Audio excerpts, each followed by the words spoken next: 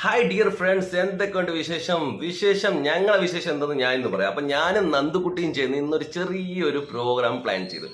Programme എന്ന് പറഞ്ഞാൽ വേറെ ഒന്നുമില്ല, ഞങ്ങളുടെ ടെറസിന്റെ മുകളിൽ ഞങ്ങൾ ഇവിടെ താമസത്തിന് വരുന്നതിന് മുമ്പ് ഇവിടെ വേറൊരു പാർട്ടിക്കാരുണ്ടായിരുന്നു. ഓക്കെ, അപ്പൊ അവര് ചെടികളൊക്കെ നടാൻ വേണ്ടി ഈ പഴയ സിൻടെക്സ് ടാങ്ക് ഇല്ലേ, മറ്റേ ഈ ചൈന സ്റ്റോണിന്റെ, അതിൽ കുറച്ച് ചെടികളൊക്കെ അവർ നട്ടു വളർത്തിയിരുന്നു. പക്ഷെ ഞാൻ എന്ത് ചെയ്തു, അതൊക്കെ എടുത്ത് കളഞ്ഞു മാറ്റിയിട്ട് ഇപ്പം ആ ഹോളില് ഫുള്ളും സിയിലൊട്ടി അതിന്റെ മുകളിൽ വെള്ളം നിറച്ച് അതിന്റെ മുകളിൽ ചെറിയ നെറ്റൊക്കെ ഇട്ടിട്ട് ഒരു ചെറിയൊരു അലിഗേറ്റർ കാട് വളർത്തുന്നുണ്ട്. ഓക്കെ, അപ്പൊ ഞങ്ങൾ ഇതുവരെ ഒരിക്കലും അതിന് ലൈവ് ഫീഡ് കൊടുത്തിട്ടില്ല. ഞങ്ങൾ കൊടുത്തത് എല്ലാം ചിക്കൻ ഹാർട്ടും അതുപോലെ തന്നെ ചിക്കനുമാണ്. ഓക്കെ, അപ്പൊ ഇതുവരെ ഞങ്ങൾ ലൈവ് ഫീഡ് അതിന് കൊടുത്തിട്ടില്ല. അപ്പൊ ഞാനും നന്ദുകുട്ടിയും ചെയ്യുന്ന ഇന്ന് നദിയിൽ പോയിട്ട് കുഞ്ഞു കുഞ്ഞു മീനുകളെ പിടിച്ചുകൊണ്ടെന്ന് ലൈവ് ഫീഡ് ചെയ്ത എന്ത് ചെയ്യും, ഞങ്ങളിതുവരെ കണ്ടിട്ടില്ല.